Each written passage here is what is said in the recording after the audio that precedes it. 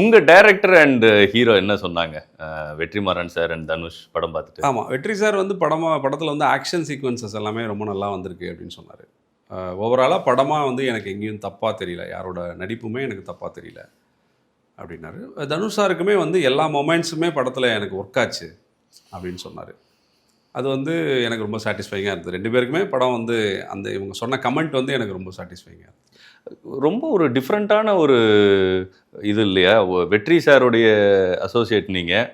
But வெற்றி சாருடைய பாத்து வேற மாதிரி இருந்தது. ஏன்னா பாலுமகேந்திரா சார், வெற்றி சார். இப்போ வெற்றி சார் நீங்க அப்படிங்கும்போது உங்களுடைய செலெக்ஷன் ஆஃப் மூவிஸ் எல்லாமே ரொம்ப டிஃப்ரெண்ட்டாக இருந்தது. இது ஆரம்பத்துலேருந்தே அப்படி தான் இருக்கணும் அப்படிங்கிற மைண்ட் செட்டில் நீங்கள் ஆரம்பிச்சதா, இல்லை ஃபஸ்ட்டு படம் அது அமைஞ்சதுக்கப்புறம் நம்ம இந்த பாத்தை நம்ம செட் பண்ணிக்கலாம் அப்படின்னு முடிவு பண்ணி பண்ணல? இல்லை, அப்படி எதுவும் செட் பண்ணல. என்னோட இன்ட்ரெஸ்ட்டு, என்னோட சினிமான்றது எனக்குள்ளேருந்து வரணும்னு நான் நினைக்கிறேன்.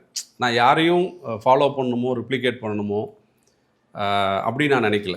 என்னோட அடியாளத்துலேருந்து எனக்கு என்ன சினிமா பிடிச்சிது, நான் வளர்ந்த பேக்ரவுண்டில் எனக்கு என்ன மாதிரியான படங்கள் நான் வந்து ரசித்தேன், அப்படி தான் நான் வந்து பார்க்குறேனே தவிர, கான்ஷியஸான ஒரு எஃபர்ட்டாக நம்ம வந்து இப்படியான ஃபில்ம் மேக்கராக ஆகணுன்ற எஃபர்ட்டை நான் என்றைக்குமே எடுக்கல. எனக்குள்ளேருந்து இயல்பாக வர்ற கதைகளை எனக்கு தெரிஞ்ச சினிமா மொழியோட எனக்கு ப்ரெசென்ட் பண்ணணும்னு நினைக்கிற விதத்தில் நான் ப்ரெசென்ட் பண்ணுறேன். அதுதான் என்னோட சினிமா நான் நினைக்கிறேன். அதுதான் என்னோட இண்டிவிஜுவாலிட்டின்னு நான் நம்புகிறேன்.